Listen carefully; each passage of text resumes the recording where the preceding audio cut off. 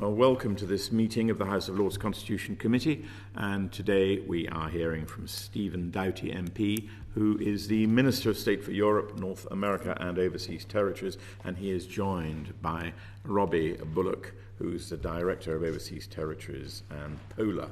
And thank you both for making the time and taking the trouble to come along here today.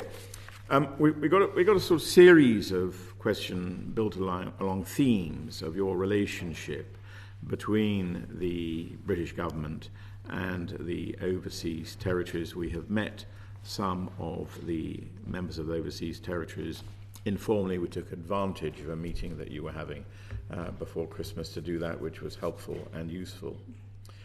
But in order to understand how the joint declaration, which is the real theme of our inquiry, how it works in practice, we need to understand a little bit more about the kind of mechanisms you possess in how you engage with the overseas territories, and what matters are discussed with the overseas territories, and whether these are formal or informal mechanisms for doing so. And I don't mind if you both feel you want to play a part in this or take it one at a time. I mean, however you wish to choose. But please start off with that. There's an overall view about how it works in practice. Yeah, sure. Well, Lord Strathclyde and committee members, it's a pleasure to be here with you. It's my first time, I think, appearing before this committee, but genuine pleasure to be able to do so, and also to be joined by Robbie. And I first wanted to start by thanking the team in the Overseas Territories and Polar Department in the FCDO for all the excellent work they do supporting us on what are a range of quite unique and complex relationships and systems. It's a complex world in which you're responsible for many, many different things that are quite different from some of the responsibilities traditionally within the FCDO, and I think that's important to recognise. So I'm really lucky to be supported by a very skilled and experienced team who are also very, very dedicated to supporting our wider UK family. And it's a privilege for myself to be Minister for the Overseas Territories. My connection with them goes back many years in opposition and in government. I've had the pleasure of visiting many of them and engaging with many of the governments and the elected representatives, and indeed the governors and the teams as well.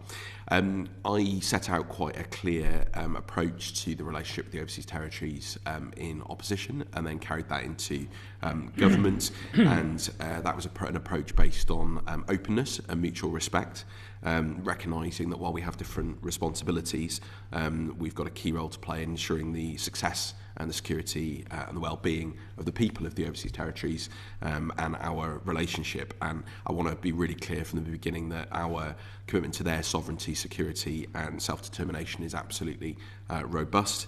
And one of my first actions as Minister was then setting out a set of principles which we agreed at the Joint Ministerial Council in 2024, which underpin our day-to-day work. And those principles very much align with what was in the joint declaration, which was under a previous government. But I'm not somebody who thinks you just junk things because they were there under a previous government. There were many aspects of the relationship were working well. There were things, however, that we also wanted to change. I think there have been a lot of ministerial change. There have been, I think, about 7 different ministers dealing with the OTs. There'd been a bit of a revolving door. And I think for a relationship that's so important and so crucial, it's important to give some consistency into how we would approach the relationship and how we would put it into practice. We had a very successful Joint Ministerial Council just before Christmas, and we're now looking ahead as well, developing further mechanisms to kind of underpin our relationship beyond those principles, beyond the joint declaration and beyond the individual communiques and agreements that exist.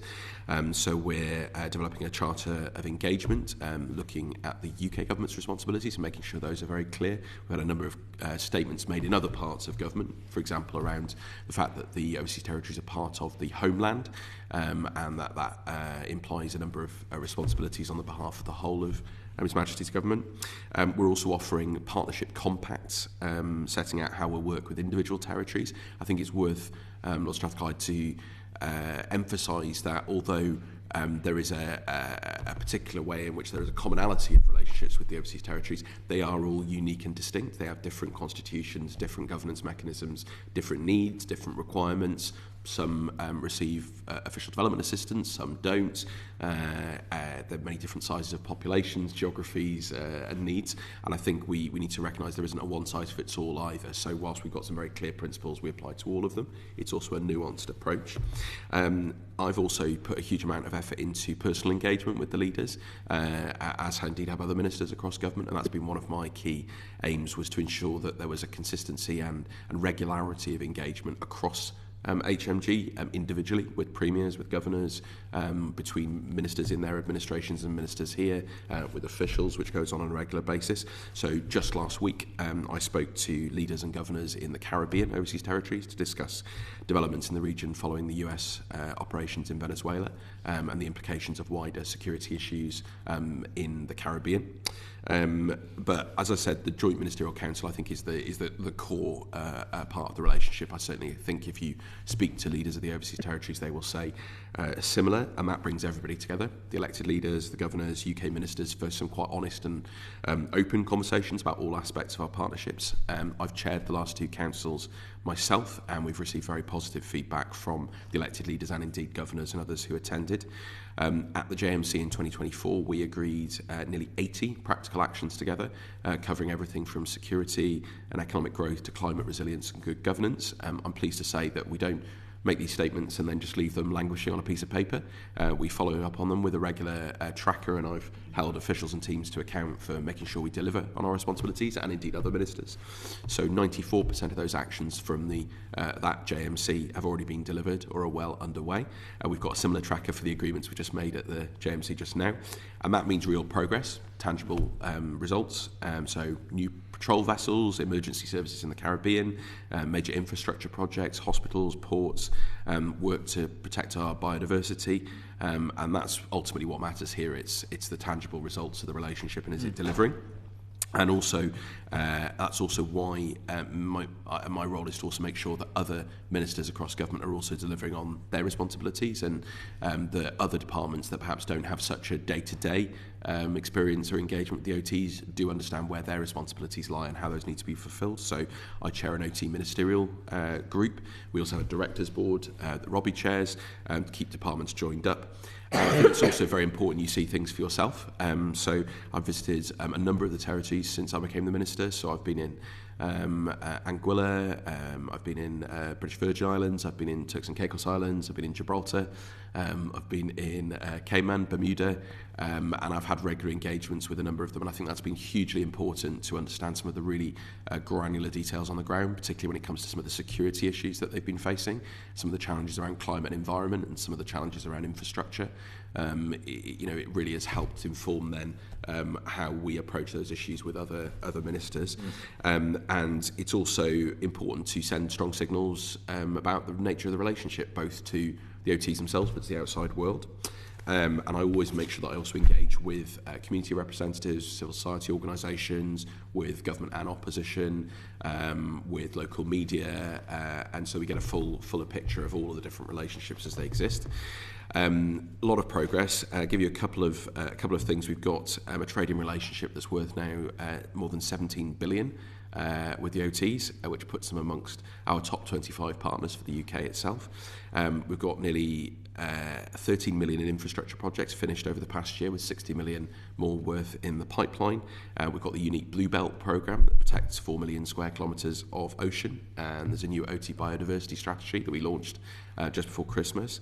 But I'll be honest, Lord Strathclyde and colleagues, there are also some challenges, and we, in relation with the principles that I set out, we're clear about our duties and responsibilities, and we need to meet those, and that's a challenge for me with other ministers to make sure we do that.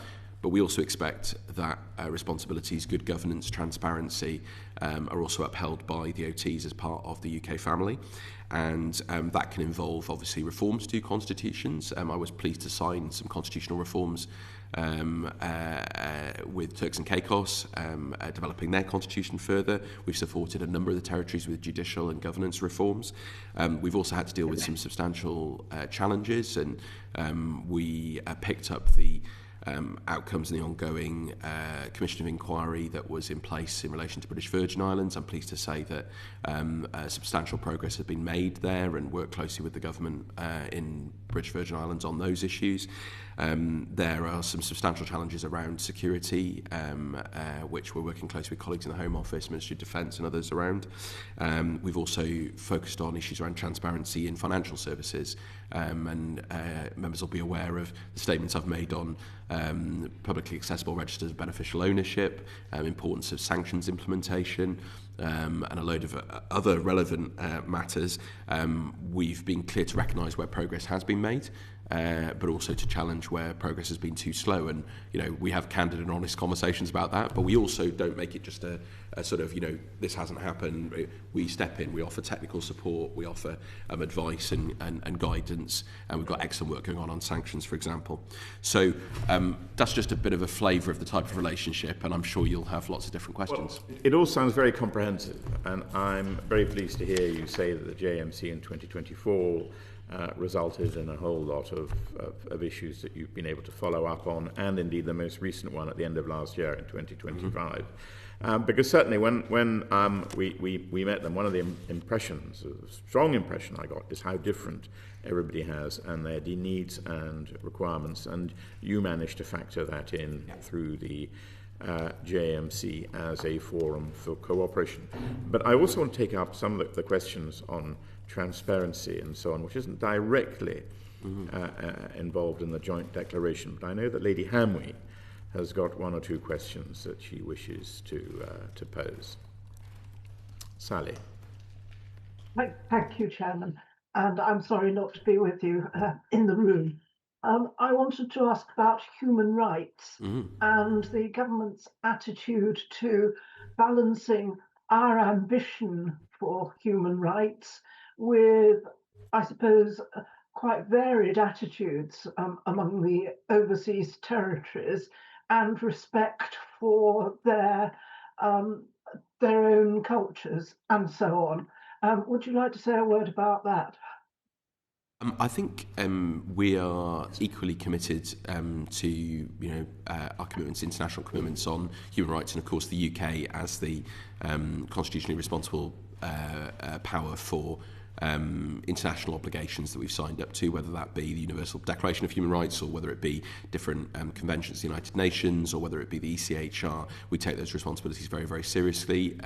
We obviously expect that overseas territories are also upholding those, and we've engaged in regular dialogues on a series of issues around them, and everything relating from child rights to disability rights to LGBT rights to other issues. And I think a really positive example of that recently was work that I was able to sign jointly with the Attorney General in Bermuda relating to safeguarding actually and of children, and work that was going on there to improve their systems and had been done in close collaboration with us and others. So we do uphold those, but I also take the chance to hear directly from civil society organisations and citizens in overseas territories as to how they feel about things, and that can also apply to everything from judicial processes to prison conditions to other matters, and we take those very, very seriously. But our approach always is to come alongside the OTs and support them to uphold those obligations,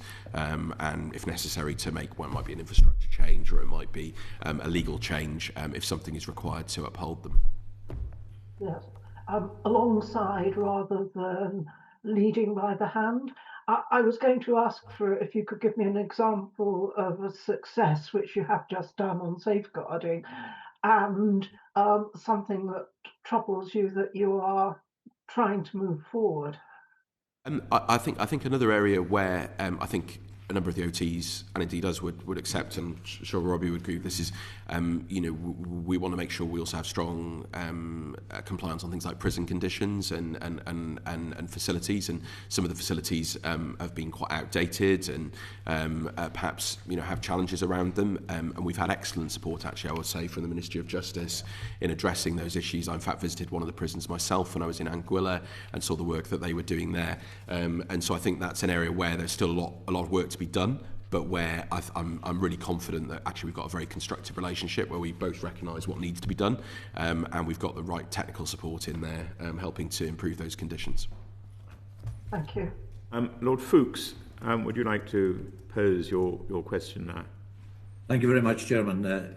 Good morning, Minister. I'm sorry I can't be with you personally, and I look forward to seeing you in the near future. What Baroness Hamway has raised is included in the joint declaration. It says, as members of the British family, we will all practice the highest standards of governance, including in the areas of human rights, rule of law, integrity in public life, and financial management. And I want to ask you about the regulation of beneficial ownership. Mm-hmm. When I looked at it last, BVI, Bermuda, Anguilla, Turks and Caicos, none of them had agreed. Have any of them agreed now? So, very, very good question, Lord Fuchs, and an issue that we've regularly discussed candidly with our friends in the overseas territories. I think it's important to recognise where progress has been made. And look, Gibraltar already has a fully publicly accessible register of beneficial ownership. St Helena's introduced one. We've got some clear commitments on the others. Cayman has made some substantial progress. We have clear commitments from the others. Have they moved as fast as I would have liked? No. And we've been robust in challenging, and I've had discussions with a number of the specific territories about what we expect to see. We've offered support to enable those to be in place. Our ultimate expectation remains fully accessible registered beneficial ownership as an interim step. I think most importantly is that we have these legitimate interest access registers, and in a number of the OTs now legislation has been passed or is being drafted to enable those to take place. But we also expect that those are of a high accessibility standard, so that there aren't practical impediments put in place that make then the legislation difficult to apply in practice. And I think the point I've made regularly to all OTs, of course, is that this helps not only them ensure they have the fully transparent and successful financial industries that they have, and I've seen many good examples of the work that their industries are doing. It's also about helping, for example, comply with sanctions legislation. If we know what is going on, we can also pick up where there are challenges. And again, I want to pay tribute to some of the OTs for the work they've done in that area, particularly Cayman with Operation Hector and the work they've done on sanctions. But is there more to be done? Absolutely. Are we clear that that's our expectation? Absolutely. And this was a key part of our discussions at the Joint Ministerial Council. You say you're being robust. If I could take the BVI in particular, the Commission of Inquiry, which the Governor set up, recommended direct rule. That was then lowered to the Order in Council, and you are going to impose, through the Order in Council, you are going to take some action. You've now replaced the Order in Council. You've withdrawn that, and it's monitoring. Now, that is not really robust. And we know that in the BVI, there is sanction busting. Abramovich there, the TUI company, Mordakov there. There's a whole row, there's property which Russian sanction busters own in the United Kingdom, which are registered in the BVI. So that doesn't look really look very robust action that you're taking. Surely you should be taking stronger action against the BVI. So we have a very candid and direct conversation with BVI, and I've met with the Premier on a number of occasions, and indeed with the Governor and others. I should explain to the committee that, of course, the Commission of Inquiry started under the previous government, continued, and then there was a full report on the recommendations and whether those had been implemented or not. We looked very closely at the evidence in terms of what legislative changes have been made, what governance changes have been made. We undertook a number of reviews, including by the Governor and others, and the conclusion of which was that an interim administration was not going to be required, and therefore that we should revoke the draft order in Council. However, and you can refer back to the different statements that I've given at the time, we're absolutely clear that if there is not implementation and practical progress with the different legislative and governance changes that have happened in BVI, we will judge things by their outcomes for the people of BVI and our wider responsibilities. And I can assure you we've got some very robust mechanisms in place to monitor that. And I've been very clear that we have duties and we have responsibilities, and if those are not fulfilled, we always reserve the right to take further action. I would point out as well that we have some very serious concerns, which I've been very clear with the Premier about the findings of the HMI report into the policing in BVI. And one of the issues we're really strongly encouraging the government there is about the investment in policing and various other reforms which the Governor is taking forward. So you can be assured this is an issue which is regularly across my desk. We're not afraid to have a robust and strong conversation, including in public. But as I said, I think it's really important to recognise that we work in partnership.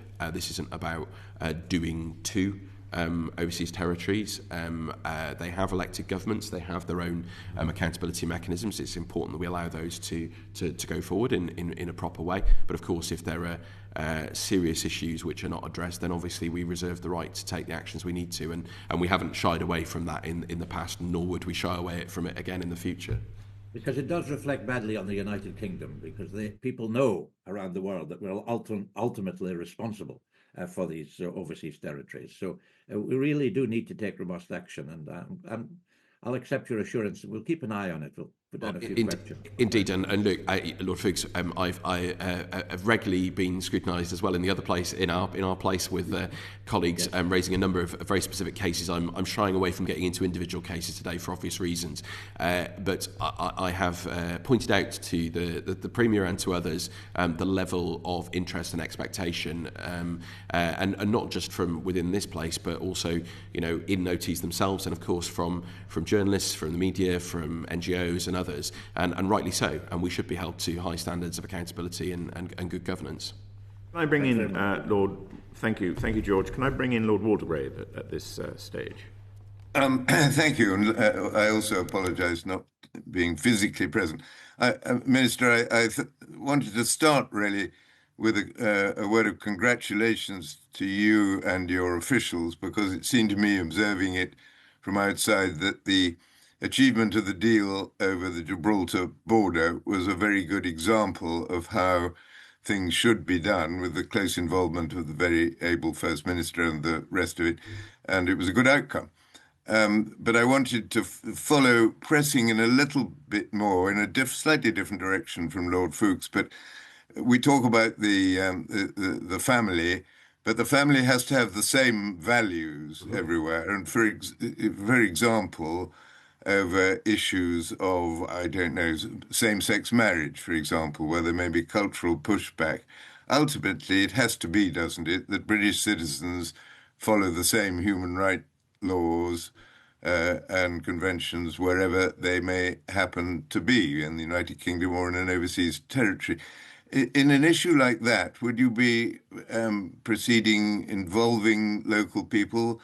And how do you take those things forward, where there may be quite strong cultural pushback in one or two territories? Well, look, I mean, I have very clear views on this personally, and of course the government does on wider human rights and equalities issues. And obviously we have our own requirements under different conventions, as I mentioned earlier on to Lady Hanway, that we're signed up to. I would point to some really positive progress, including recently in Montserrat, and I had really positive conversation with the Premier there about the issue of recognition of same-sex partnerships. We are working closely with the territories where that is not yet the case, and there have also been a number of judicial and other proceedings as well in relation to this, a number of court cases which have complicated matters in each location, some of which have gone to the Judicial Committee of the Privy Council.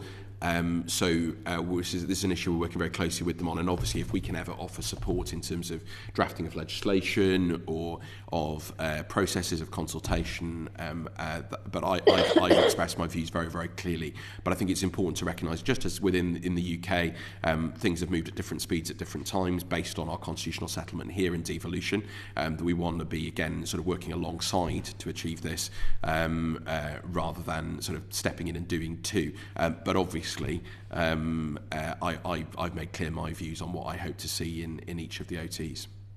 Thank you very much. And ultimately, I quite understand the language of not wanting to do two and all that, but we have to get to the objective in the end, don't we? Yeah. Look, I completely agree, and I've discussed this again candidly with a number of the OT premiers, and also from my own experience. I mean, I was privileged enough to serve on the committee for equal marriage here. Now, I mean, that's not even what's been suggested in some of the OTs. We're looking at introducing recognition of same-sex civil partnerships, essentially. But obviously, we've been through a complex debate here in the UK, and we've often shared our experience from that and how you can move things forward. Well done on Gibraltar. Thank you. Okay, thank you very much. I'm just going to... Lord Griffiths, did you have a little point you wanted to add to that? Well, I'd like to echo what was said about Gibraltar, but doesn't Gibraltar, in a sense, offer a model that we should think of imitating across the territories? I mean, of the painstaking negotiations taking whatever time it takes, alongside and with, so that there's an ownership and so on. The declaration that we're looking at and the agreements that we look at are an attempt really to pretend that there's a kind of overall picture that we can easily subscribe to and all fit in with. In those overall things, I quite see that things like the observation of human rights and the standards that our constitutional arrangements here create as models for. But in the reportage that we get, we see divergences from or different pace of application, and sometimes rejection of suggestions. It all seems a hodgepodge to me. I'm coming at this for the first time, so perhaps it is a clearer thing in your minds than it is mine. But you, Minister, you've done big jobs with international humanitarian. I was on the board of Christian Aid for a while, and I know that there's no substitute for working with partners in the places where things have to be applied. And sometimes the local circumstances of some of the places suggest that that's more difficult than others. My personal interests, and I'm coming to the end of my question, but mine tend to be long, is Turks and Caicos, because I lived in Haiti for 10 years, and I think 70 or 80% of the people of Turks and Caicos are from Haiti. I mean, if we think we've got a small boat problem here across the English Channel, let me tell you, they've really got one between the north coast of Haiti and the Turks and Caicos. But they're in a total mess, it seems to me, in managing that, and the exploitation of Haitian immigrants. I work with the Haitian ambassador here, and she tells me directly that it's a real difficult situation. And the United States is about to send 500,000 Haitians back to Haiti under its deportation plans and so on. And some of those will get onto Turks and Caicos. I mean, it is a hodgepodge, isn't it? So I wouldn't describe it as a hodgepodge. Well, I would describe it as nuanced and different, and I think that is an important thing to recognise. And I think it goes back to what I said at the beginning, Lord Griffiths, that you can't take a one-size-fits-all approach to the overseas territories. I mean, going back to the previous question about financial services, some of the overseas territories are not really engaged in financial services. There's some sort of myth out there that they all are, or they're all involved in the same thing, and they're not, right? Bermuda plays a crucial role in the global insurance industry. Cayman plays a role in funds. Some are involved in companies. Gibraltar has an important role in insurance, in motor insurance, including related to the UK. So it's important to understand that nuance. But you asked two specific questions. One was about approach to negotiations, and thank you for your comments, and Lord Waldegrave about Gibraltar. A lot of that thanks is actually due to Robbie sitting next to me, who's rightly been honoured by His Majesty the King in the New Year's honours for his work on that. But I think it does represent, I think, a very, very successful example of an approach where we were very, very clear about our principles from the start, about what we wanted to achieve, and that we were also not going to do anything that the government of Gibraltar was not content with on behalf of their people that they've been elected by, as well as protecting the UK's clear interests in relation to our military base and sovereignty. And I think it does give a good example to how we approach the negotiations on behalf of and with other overseas territories. There are a lot of different discussions that they get involved in on everything from maritime border disputes to agreements with third countries. There are a number of OTs at the moment who wish to join CARICOM, so we're working with them on how they can accede to CARICOM while maintaining our equities in that process as well.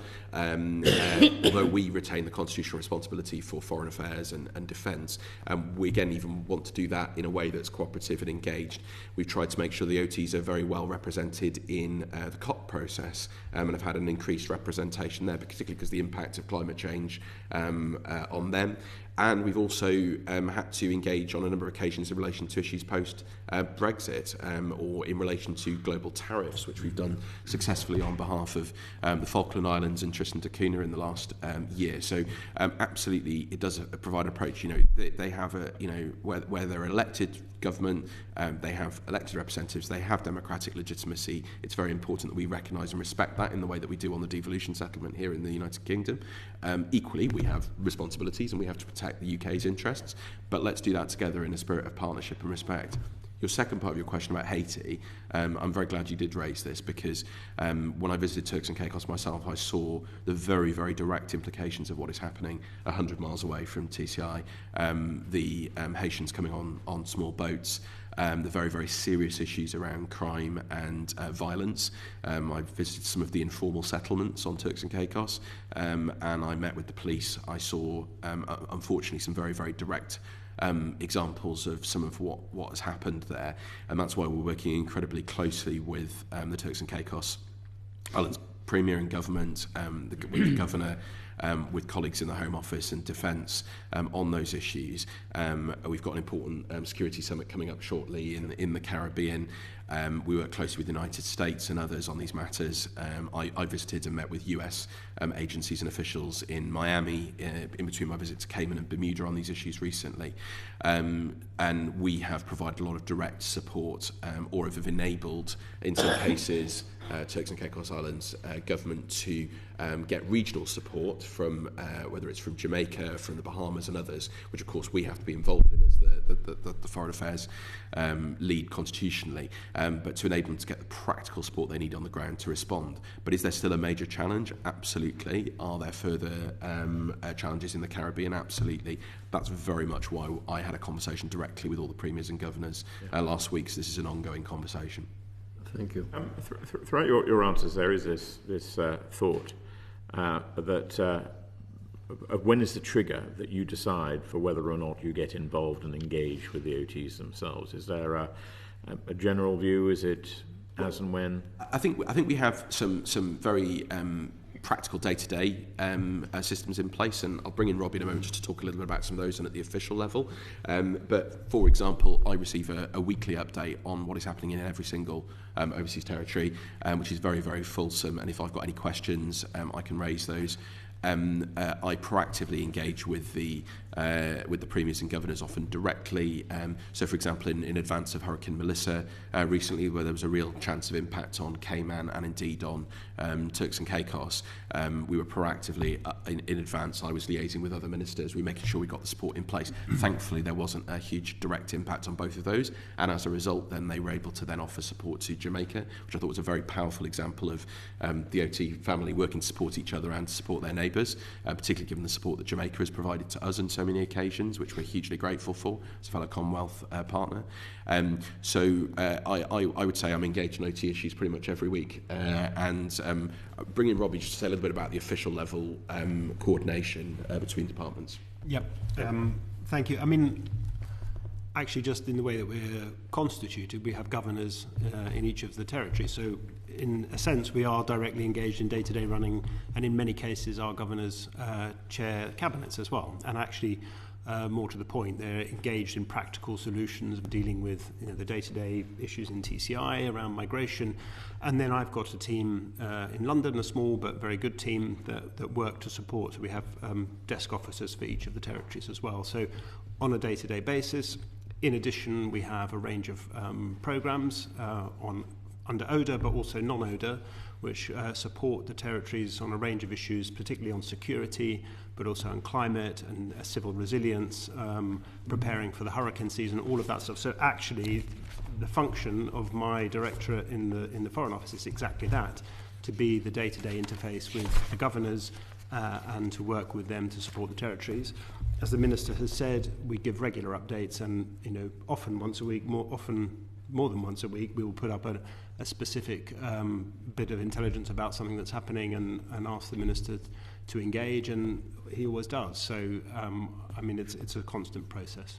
And I think the OTs themselves reflected at the Joint Ministerial Council, Premier Wheatley, even though we also had some robust and challenging conversations. He said it was the best he'd ever attended, and so did many of the other leaders. And I think there's a general sense that the relationship has matured. It is one of respect. There is a genuine effort, and not just from our department, but also from other ministers. I think we had 7 other ministers attending from across government, and there were hugely valuable conversations that went on, from everything from judicial processes to biodiversity to sports. We were even talking about the Commonwealth Games upcoming and how OTs are involved in that. So, for instance, what would what circumstances would trigger direct rule? Is there an answer to that?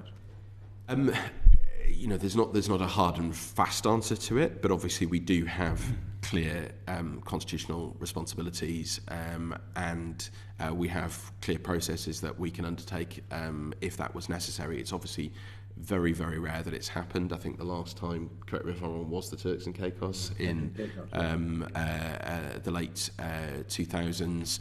Actually, when I was last in government as an advisor at the time, and but this is not the situation that any of us would wish to find ourselves in. It's extraordinarily expensive, complex, and costly in the same way that taking over a council here in the UK or measures in relation to a devolved administration would be, and we'd always try and avoid that situation. But obviously, if it were necessary for the protection of the overseas territory and their people, or indeed the UK's interest, then obviously we retain that right in reserve. Okay. I call upon Lord Murphy now, if you want to slightly change direction. Thank you, and a very good morning to you, Minister. Morning. I want to talk very briefly about cross-departmental engagement. And you touched on a couple of things quite interestingly earlier on. Firstly, you mentioned very recently in your remarks Ministry of Defence and the Home Office. And you also touched on devolution in the United Kingdom. And you and I would remember when it started, the relations between the devolved administrations and Whitehall was essentially between the Wales office or the Scotland office. That's changed over the years, and there's direct contact between the devolved administrations and individual government departments. How does that work so far as the overseas territories are concerned? And would you act as the conduit, or would they go directly to an individual department when necessary? And as an aside, I was reading something only this morning where a number of overseas territories have agreements with local authorities in the United Kingdom, things like the fire service, for example. And bear in mind, some of the populations of these territories are much smaller than a very large local authority. It seems that's something which we ought to encourage. Absolutely agree on the last point, and it's something that we do encourage, and there are many excellent partnerships with different parts of the UK and different councils and indeed with devolved administrations as well. Essentially, there are 2 ways in which we formally do this. I'll bring in Robbie to talk about the official level coordination, but we have an overseas territories ministerial group that meets, that I chair, and in between there are official level conversations in a similar vein. We also have a separate overseas territories ministerial security board, given some of the very specific issues around defence and security that some of them have faced. That's been a particular group that myself, the MOD, MOJ and Home Office colleagues have been very closely involved in responding to some of the challenges in Turks and Caicos and the Caribbean in particular.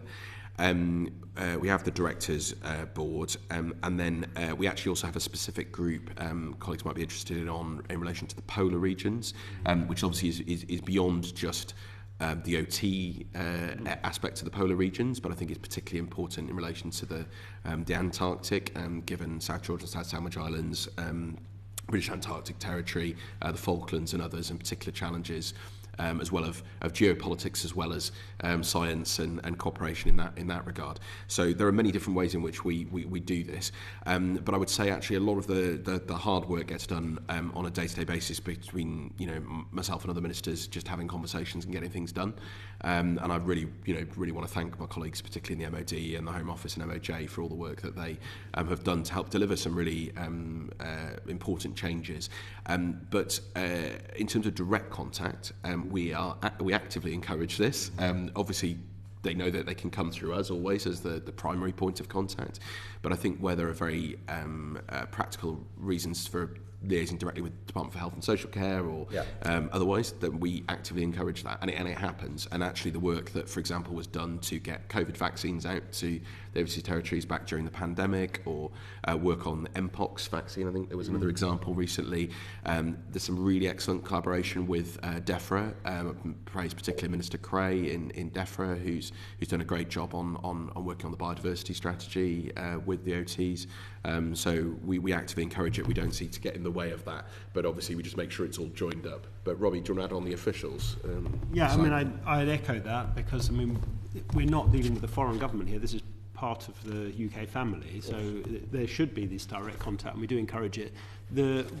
We need to know what's going on, because as the Minister said, we need to coordinate. We also fund a lot of the activity, so that's one sort of coordinating role that the Foreign Office does. We have certain programmes around borders, security, justice, climate I've mentioned, Blue Belt the Minister's mentioned. So in that sense, actually we can help facilitate.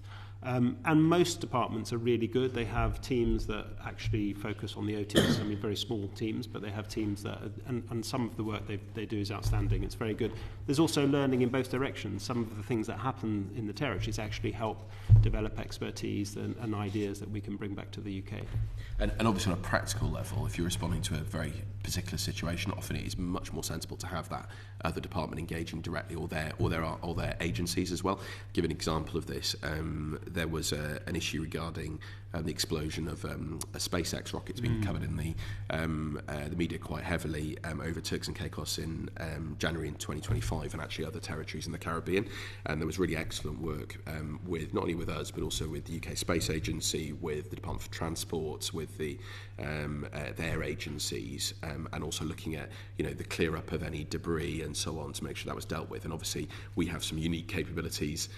Similarly happens on, for example, maritime safety, and the MCA provides some important support directly, and of course through the MOD, some excellent support goes into the overseas territories regiments, which have been established in a number of locations. So it's important that work is able just to happen and move on without us interfering on a day-to-day basis. Very good. Just one additional point there, and that's the Crown dependencies of Guernsey, Jersey and Isle of Man. Is there any contact between the overseas territories and them? There is, but they are obviously constitutionally different and have different arrangements. And the primary relationship with them obviously is through the Ministry of Justice and particularly with the Home Office as well. But obviously when it comes to some of those broader themes, for example on financial transparency and registered beneficial ownership, there is an important conversation there on sanctions and on some other matters. And another interesting one, of course, is relations with the EU and implications of different aspects of Brexit. So there's been some commonality there, and of course in relation to, for example, maritime protection and biodiversity and so on, again some common interests. So we do have some events where they both are present, and I've certainly engaged with all three Crown dependency governments. Thanks very much. Thank you. Lord Burnett. Can I just explore a little more so that I understand exactly how these relationships work? First of all, Minister, you mentioned an overseas territory ministerial group, which I understand is a group of UK ministers. Yes, right. And in a moment, I'll ask my other question, but in a moment I'd be interested to know who's on it. In other words, the range of ministers. But in the context of engagement with other government departments, one can well understand that there's a huge amount of expertise in UK government departments, which it would be very useful for overseas territories to be able to rely upon, rather than try to reinvent the wheel themselves.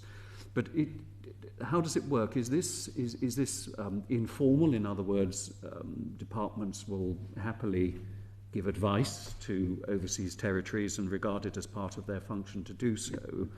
And how does that work? I think, Mr. Bullock, you mentioned that your department funds quite a lot of the engagement, so that raises a sort of thought about there being a programme of some sort that requires somebody to pay for, and the other departments might be a bit reluctant. But I'm really interested to know how free and easy all of this is, and whether, putting it in colloquial terms, a minister in the Turks and Caicos or the Premier can get in touch with the Department of Health if they've got a problem, or the Department of Transport if they've got a problem, or so on and so forth. So it's just a little bit more to understand how it actually works in practice, and the ministerial group. Sure. I mean, in terms of the ministerial group, and my understanding is that there's an invitation, I think, to all departments, with the exception of possibly DWP, although DWP we have had engagement with on some specific topics, actually in relation to pensions of people going between to and from the OTs. Well, who actually turns up? So pretty much, we've had a pretty good attendance from all. I haven't got the exact records of all the minutes in front of me, but but to give you an example, actually, I've got the list of who attended at the Joint Ministerial Council, because it tends to be the people who attend the ministerial group then come to the JMC as well. So at the JMC we had both myself and actual Minister Elmore from the FCDO, who covers the Caribbean because of the links there. We had Lord Coker from the MOD, we had Katie White from DESNES, we had Mary Cray from DEFRA, we had Lord Hanson from the Home Office, we had Lucy Rigby from the Treasury, and we had Jake Richards from MOJ, plus a number of other envoys, other agency heads and so on. So there is a genuinely positive and quite comprehensive engagement, and if ministers aren't able to attend, they send senior officials, which is very much appreciated, and certainly I've had a lot of day-to-day contact with all of them, and it's a two-way process. There are sometimes things that we actively offer support on, where there is a clear UK nexus. So I mentioned the financial transparency issues, but we've played quite an active role, for example, also in supporting the sanctions teams, and we actually have a special sanctions kind of conference where people come together, and we've shared a lot of technical expertise on that, as well as specific teams with them. There's actually a group of that meets with both ourselves and the Home Office colleagues of police commissioners from the overseas territories that come together. And we've also been doing some really important things to actually, in the opposite direction, respond to some requests from overseas territories. So there's been requests, for example, better access to training resources from the Department for Health and Social Care, the College of Policing, Sandhurst, other, and we're actually really troubleshooting some of those things at the moment, and I'm pleased to say having some real success in that regard, in terms of whether it's fees or access or otherwise, because they are part of our collective family, and if we've got resource and expertise to share, we want to be able to do that, and do that at a family price and family approach, rather than treating them as if there's some sort of third party outside, which unfortunately has happened a bit in the past, not by design, I think, but rather by accident. And I would say, lastly, the crucial thing I've tried to do, and certainly I've had a lot of help from other ministers in doing, we have a dedicated minister responsible for OT issues in each department, though it is on the responsibility list.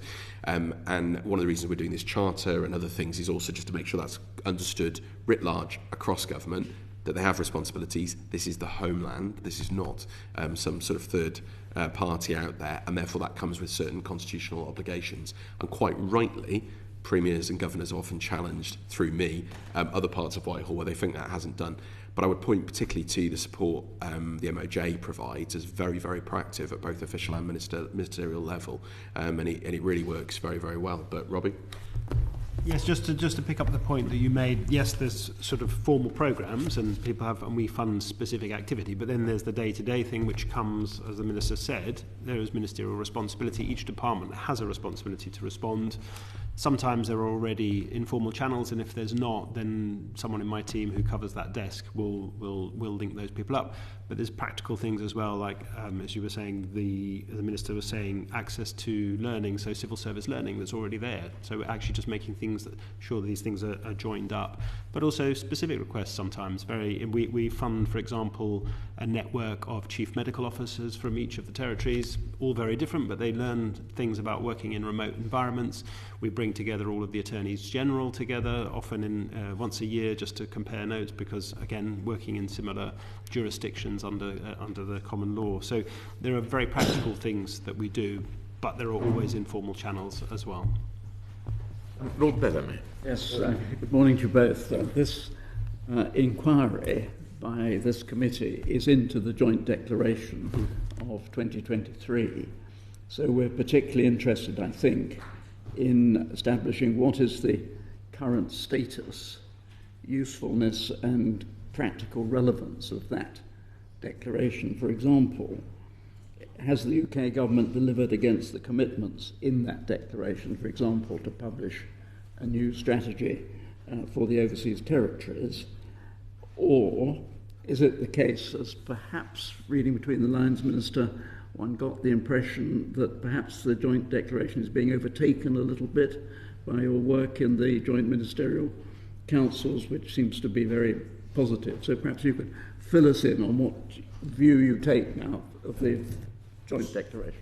The joint declaration remains in place. The previous white paper, actually it was back, I think it's 2012, remains in place, and again we don't seek to sort of junk things that are there and that have given some stability and certainty to the relationship if they're helpful and they are still valid. Some of them have been overtaken by other events, and there were also some gaps. And I think one of the issues that's regularly been raised with me by OT leaders is the lack of focus perhaps on some of the climate and nature issues under previous agreements. So we're seeking to address that through different means.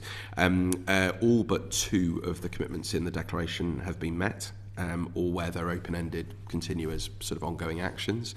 And the only 2, just for information, that we haven't done is that we haven't published a strategy. I inherited a kind of a start of a strategy under the previous administration. There was a strong feeling that had been rushed and perhaps not consulted on as fully as it should have been. I just sort of be candid at the reflections that I had on coming to office, and instead we're taking the approach of the compacts, the charter that I mentioned, the work of the joint ministerial councils and otherwise. We understand there's a strong desire on behalf of a number of the OTs for a new white paper. That's not going to be possible at the current time, but remain open-minded as to the future. I'm most interested, and the OT leaders know this, in what works and what delivers for them, and what delivers for certainty and stability in the relationship. But sorry, forgive me for interrupt. So there is at present no intention to publish a strategy. No. But what I would say is that at the JMC we had a lengthy discussion about this, and I really welcome the fact that the OTs themselves are looking to put together some proposals for how they'd like to see the overall relationship evolving and developing, and where they think there are areas where additional work needs to be done. That's a piece of work they've committed to do. We will look at that with great interest and attempt to respond in kind.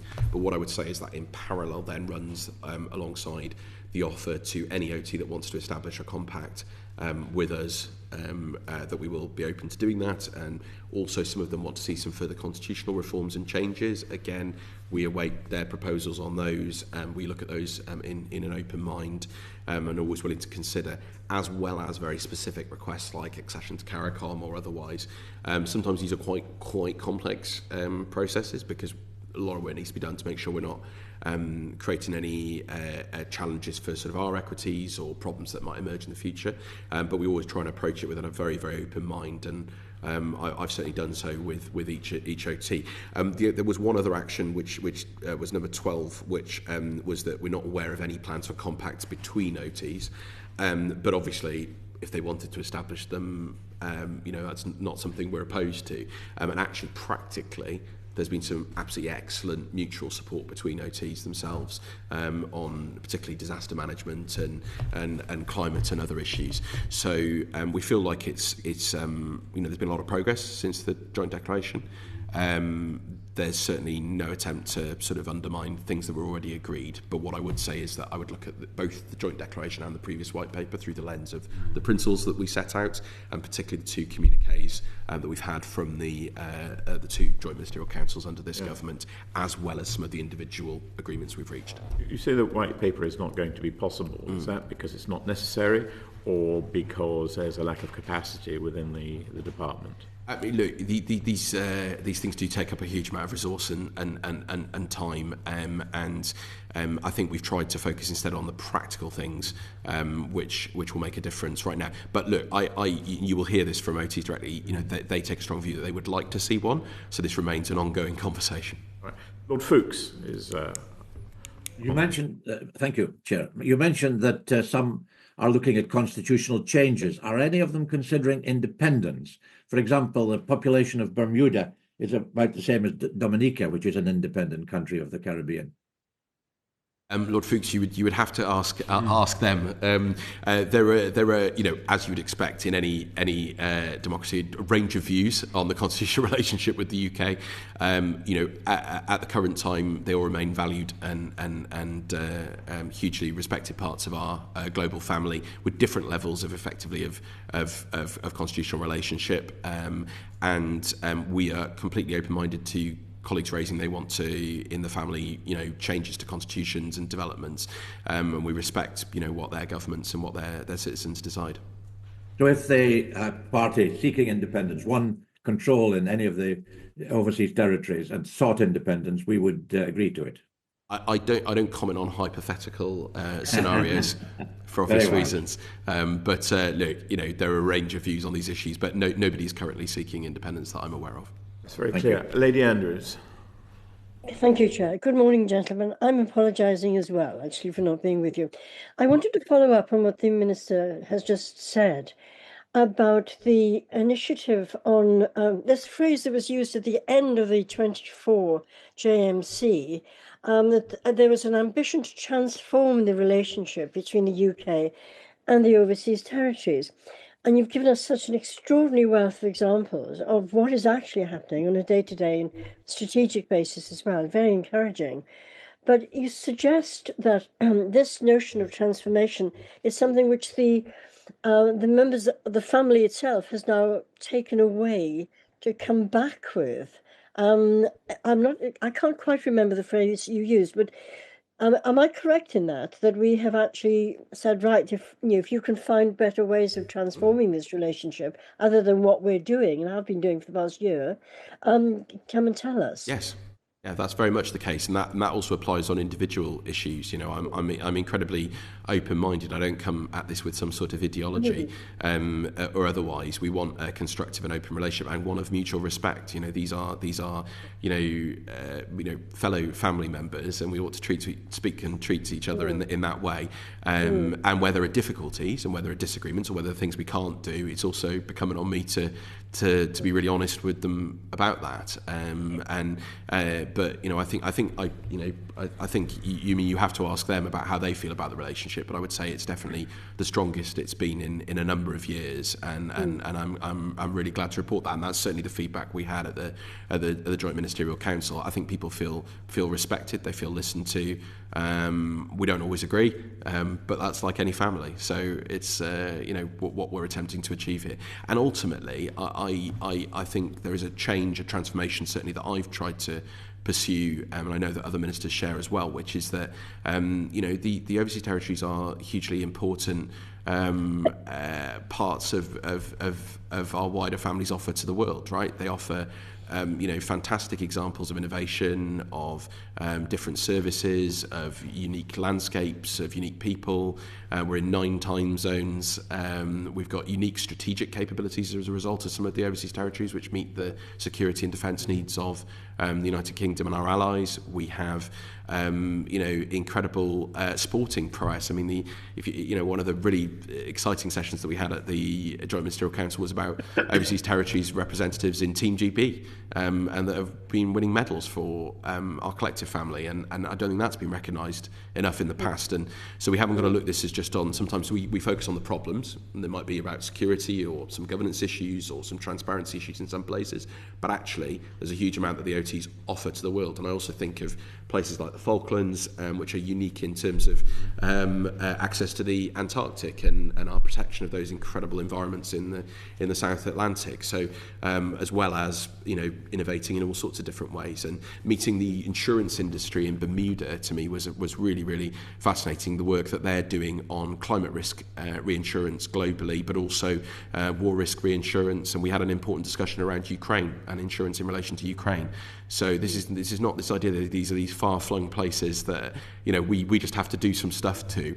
Absolutely opposite. They are valued members of the family. They have a huge amount to contribute to the world.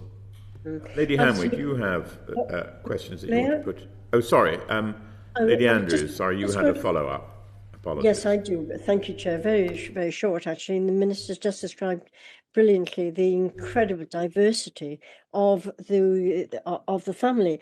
And when we had the privilege of meeting them informally, they seem to wonder whether the JMC itself could meet more frequently, might be more explicitly structured in terms of agenda setting and so on. And I'm just wondering whether anything like that is possibly going to come back from their own deliberations, or whether you also, including your officials, would want to suggest that there is even more ways of adding value through the JMC itself. The agenda is drawn up jointly with them. And agreed with them. So we're always happy to consider changes to and new sessions, and in fact did this year respond very clearly to a number of the things that they wanted to see discussed. And it's a team effort, and we try and make sure that we get through all the things we need to. In terms of more regular meetings, I mean, I don't think there's any plan to have an additional JMC during the year, but what I have ensured is that there have been regular catch-ups, either as a full group of all of the elected leaders or governors, or both, or smaller groupings as required. So the example on the Caribbean security issues was just one last week. In the interim, between the two JMCs, we had a session that I think, in fact, Robbie and I joined from Madrid. We were on a visit there in Spain, actually talking about the Gibraltar negotiations, but we actually did a call with all the OT leaders about other topics. So absolutely happy to consider other ways of engaging. Thank you very much. Thank you. There's just actually one thing that I wanted to add from partly this question, but an earlier question, is the important role of the overseas territories representatives who are based in the UK, in London, and that's an ongoing discussion. I'm sure you may interview some of them as part of this inquiry, but they play an important role. Yeah, and they're often a first point of contact. I mean, I regularly, pretty much every other week, see one of the OT representatives in London at an event or something else, and they, very free to come up and raise issues on behalf of their governments, and they do very well. We're down to the last couple of questions, but Lady Hanway, you've got your hand up. Thank you. This is rather more current than strategic. I imagine that some of the OTs must feel particularly vulnerable to what's going on emanating from the United States, possibly vulnerable to accusations of sanction busting, drug smuggling. I'm not making any accusations, but if I were there, I think that I would feel this. I think you've mentioned some discussions with them, and there's also the issue of cyber security, which no doubt is on the agenda. And I wonder if you can give us a flavour of how you're dealing with the current issues. Much of what you've said is more about more long term, I think. So on those two issues, so on cyber, this is absolutely an increased area of discussion with us, and in fact, we had a very specific session at the Joint Ministerial Council on this issue, and we're doing everything we can to support OTs. It's been part of my visits as well, and obviously leveraging in expertise from the National Cyber Security Centre and other bodies. I won't go into other details for obvious reasons in here, but to make sure that they have robust systems in place, because they are, of course, subject to the actions of both criminals and indeed hostile states in the way that we here in the UK are too. And given the importance, particularly of some of the industries that take place on the OTs, or indeed our military facilities or otherwise, it's absolutely crucial that we have the strongest systems in place, and I'm confident that we take the steps necessary to protect them. In terms of relationships in relation to sanctions and particularly sort of some of the issues, I'll come back to the US in a moment, but the OTs implement all the UK sanctions. They've frozen collectively greater than $11 billion worth of assets. They have adapted their systems since the Russian invasion of Ukraine, but despite the very high workloads and challenges, technical implementation, there's been a really significant set of progress, and we work with them very closely on this. And I'd really, again, praise the work of some of the individual OTs on this, whether it was, Bermuda's work also in, they do a lot of aircraft registrations in relation to aircraft that needed to be removed from registries, work that was done in Cayman in particular, Operation Hector, and others. So there's been some really fantastic work on that, and I think it's important that we also share that and make sure that our international partners, including the United States, are aware of that. And lastly, in terms of the relationship with the United States, all parts of the UK, family, the US is our closest defence, security, and one of our strongest, economic partners, and that obviously impacts on the OTs as well, particularly those in the Caribbean that import or export, have a lot of transits to and from the United States. And of course, many US citizens enjoy holidays in the OTs in the Caribbean, and so we are acutely aware of those relationships. It's why I met with the leaders last week, but it's also why I take a lot of time to engage with not only with the United States, but actually also with other partners in the EU, with France and the Netherlands, who of course have overseas territories in the Caribbean too, to make sure that we're joined up and that they understand we take our responsibilities very seriously. And there is some excellent coordination with the United States on security issues, and I was pleased to discuss that with a range of agencies when I was in Miami last year. Lady Leonard. Thank you, Lord Chairman. Very briefly, Minister, it had been suggested that the overseas territories consider that the joint declaration was effectively dead and wasn't going anywhere, but you have shown such enthusiasm for it. That is clearly not the case. Would we be right in assuming that? But on the issue of the white paper, is there actually a disagreement between the UK government and some of the overseas territories about whether there's a need for a white paper? So as I said before, a number of the OTs have made very clear this isn't a secret that they would like to see a white paper.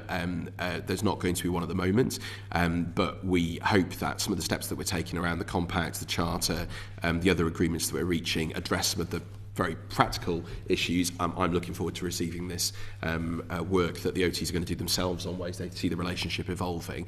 In terms of the question of the future, I can't speculate. Of course, white papers are something that has to be agreed across the whole of the government, and so it's not in my gift to offer one. And I've just been candid and open with the OTs about this.